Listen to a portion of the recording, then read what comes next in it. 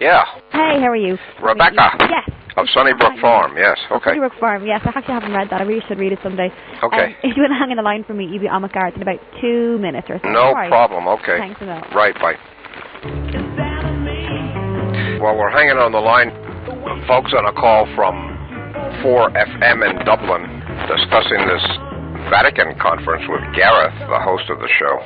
Sweeps, Gareth here. Good morning to you. Hello, Gareth. How are you? Good morning. Nice to chat to you, sir. I'll be with you in about 1 minute. It's not my fault. I'm looking forward to chatting to you. Me too. Bye-bye. Okay. Right.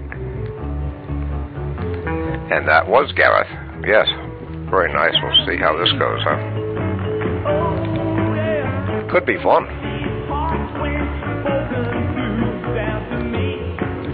Meanwhile, we're listening to elevator, lift music, as they say.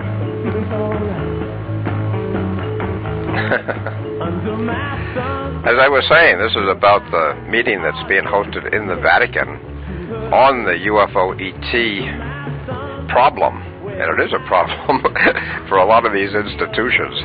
We'll see how it goes with Gareth on his show now. We'll try to get this done. They said they'd send me the sound clip as well, which would be very nice, yes.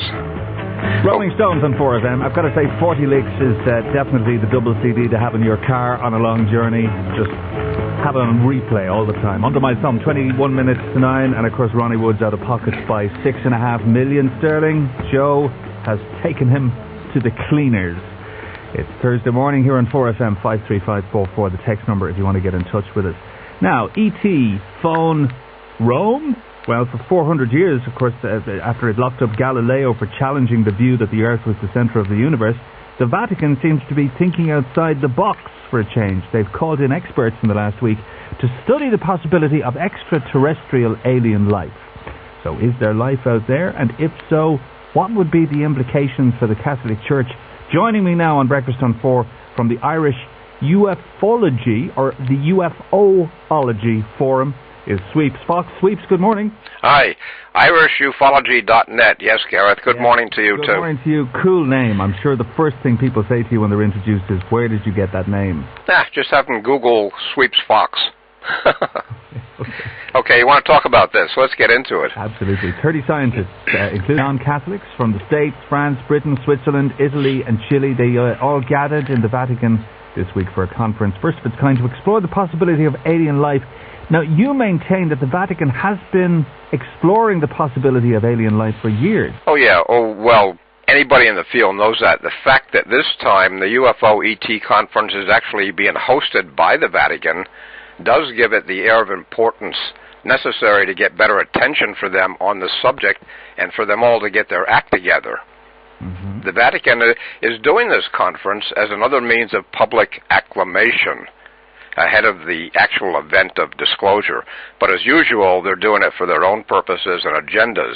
Now, they have known of the ET existence for hundreds of years, and a lot of them are running scared that the truth about extraterrestrial life and contact with them may ruin church control and prediction for its faithful and expose its real historical origins. There is an organization, that most people don't even know about connected with the Vatican. It's called the SIV. It's Secretum Omega. And Secretum Omega studies and catalogs information relating to ET contact, and it's the Vatican's top secret organization. Now, the Catholic Church, the Vatican, they want to slowly leak out the alien ET presence here, and they both know it to be true, but they want to keep the religious doctrines intact. Now, it's going to come out soon, sooner than most people think, and both have a stake in keeping the institutions viable. It's really naivete, but will the sheeple or the faithful fall for it when the mainstream media and everybody admits to the ET presence here on this planet for thousands of years? You mean they're here already? They've been here before we were. So where are they? Okay, well, first of all, this news is going to devastate with exposure. What type of people are going to be devastated? The faithful, the masses will be, which is why the Vatican was allowing early a man named Balducci, Monsignor Corrado Balducci, to go forward in advance of this years ago under the last Pope, Pope John Paul II. That's right. Yeah. The papal Vatican Modern Technology Observatory has hidden the ET, alien, UFO truth. It's always been a part of the world UFO cover-up. And it was about 2 years ago, if you remember, that the Vatican actually said it's okay to believe in life from other planets. The Vatican, Gareth, and various other popes, well, they started with the UFO cover-ups in modern history around the time of the Fatima incident. But we won't go into that. But I've told countless folks many times before of the reality of this knowing at the Vatican level. And also, people don't realize that the present Pope, Pope Ratzinger, or Benedict XVI, he was actually on TV in Italy, Vatican TV and Italian-wide TV, talking to the Italian people and saying that, on a video, it was on a video on YouTube as well, that these things exist, to be prepared for this.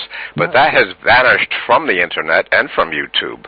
Is it not mentioned in the Old Testament and other Jewish religious texts where some of the prophets and the writers, they talk not merely of angels but also of celestial beings such as aliens, such as cherubim and seraphim? Oh yeah, well, they make reference to it, but they do it in their own way. All of these things are put together by humans. Yeah. And you're saying Padre Pio always believed in the existence of aliens? Well, Padre Pio, actually, he doesn't even belong in the context of this talk. It's really Monsignor Corrado Balducci. He was the high Vatican official who died last year.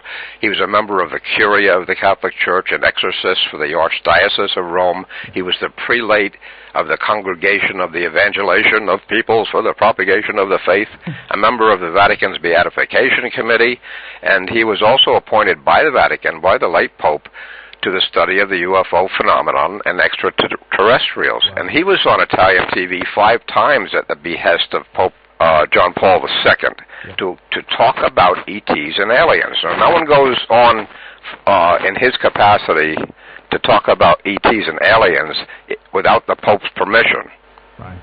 And of course, Cardinal Niccolo Cusano back in 1401 accepted the alien and ET concept, didn't he?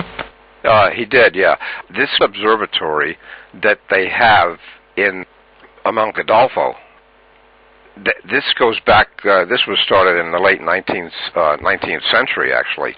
But this facility of theirs, this observatory, is tied in with NASA. Now, NASA is the front organization to release public information. Of course, they keep their own secrets, too, about what's going on with ETs and on Mars and the Moon and this type of thing. But they've always been tied up, the Vatican Observatory, and also they have a site alongside of NASA in Arizona. They're tied together with NASA in Arizona in the USA. It's fascinating, Sweeps. We'll have to talk more about this soon. Thank you for joining us this morning. Well, you're more than welcome. Thank you for giving me the call and get folks thinking. You certainly have done that this morning. Thank you very much, Sweeps. That's Sweeps Fox there. Thanks so much, Sweeps. Appreciate it. Okay, thank you. I'll email over the clip to you, okay? Have a good one. You too. Thanks a mil. Bye-bye. Right, bye-bye.